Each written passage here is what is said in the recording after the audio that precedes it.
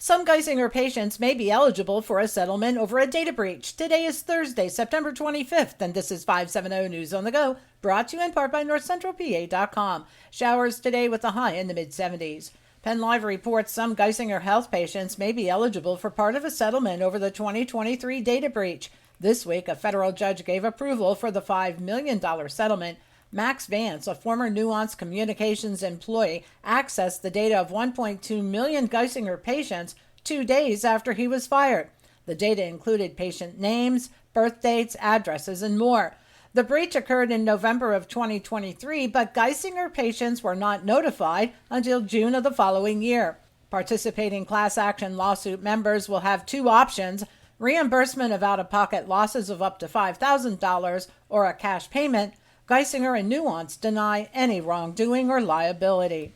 A Williamsport man is found guilty of a fourth robbery. According to the Sun-Gazette, Jesse Giddings was convicted this week of robbing Your Choice Discount Tobacco Outlet on Washington Boulevard. Last month, he was found guilty of robbing Subway in Loyalsock Township. And a year ago, he was convicted of robbing a Boost Mobile store on Hepburn Street and a Family Dollar store on West 4th Street.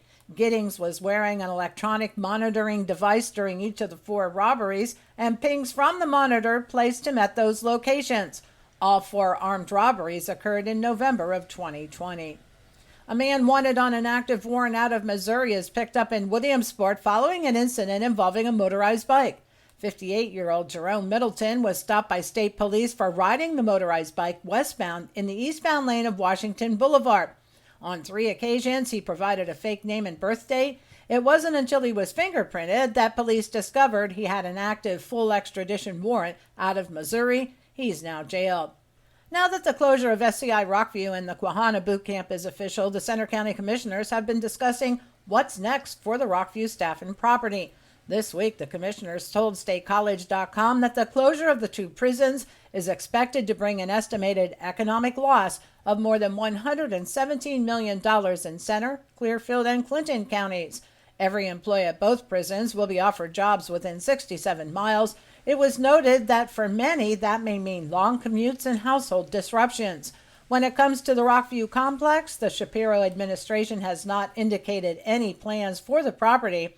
SCI Rockview is 110 years old, and the state's Historic Preservation Office said some buildings are eligible for the National Registry.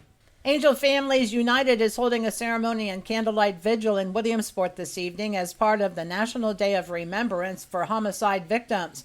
The ceremony will honor those who lost their lives to senseless acts of violence.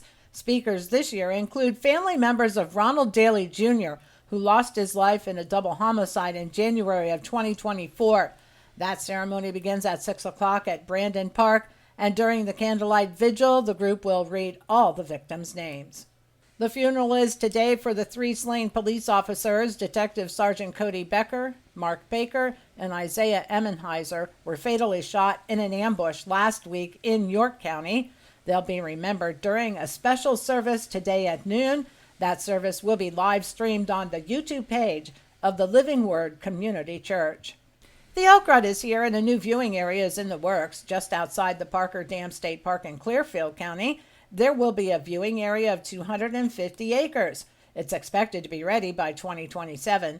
The rut is underway, and it is the most popular time of year to view the elk. Benezet is the most popular place for elk viewing, with 4 different viewing areas.